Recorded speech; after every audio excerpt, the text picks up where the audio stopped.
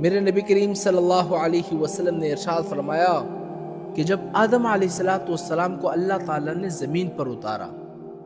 تو آدم علیہ السلام نے بیت اللہ شریف کا طواف کیا، پھر دروازے کے سامنے 2 رکعت نماز ادا کی، اور پھر اس کے بعد آدم علیہ السلام نے ایک دعا کی۔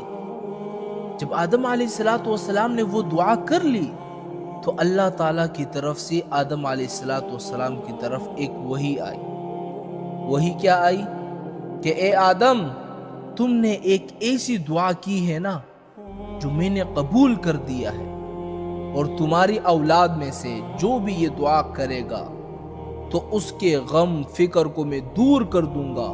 اور اس کے رزق کو میں بڑھا دوں گا، اور اس کے دل سے میں فقر دور کر دوں گا، اس کو میں امیر بنا دوں گا، اس کے طرف اسباب رزق کو میں متوجہ کر دوں گا، اور اس کی طرف دنیا ذلیل ہو کر آئے گی۔ ساری دنیا، مال دولت جائیداد، ساری چیزیں اس کی طرف ذلیل ہو کر آئے گی۔ اگرچہ یہ آدمی دنیا کو نہ بھی چاہتا ہو تب بھی یہ دنیا اس کے پاس آئے گی۔ وہ دعا کون سی تھی جو آدم علیہ السلام نے مانگی تھی؟ اگر یہی دعا ہم بھی کریں گے تو یہ میرے نبی کا فرمان ہے، ایک تو غم بھی دور ہو جائے گا، فقر بھی دور ہو جائے گا،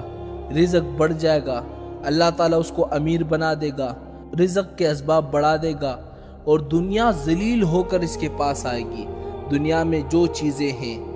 سب اس کے پاس ذلیل ہو کر آئے گی۔ وہ دعا یہ ہے، اللہم انک تعلم سریرتی وعلانیتی فاقبل معذرتی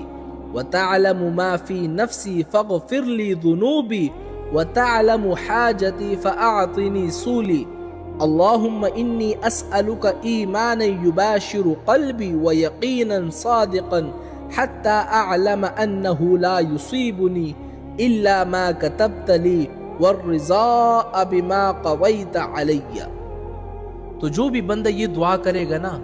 اللہ تعالیٰ اس کے دل سے فقر کو ہٹا دے گا، فقیر نہیں بنے گا، ایک تو امیر بن جائے گا، دنیا ذلیل ہو کر اس کے پاس آئے گی، اور اللہ تعالیٰ رزق کے جو اسباب ہوتے ہیں اللہ تعالیٰ وہ کھول دیں گے، ہر طرف سے اس کو رزق آئے گا۔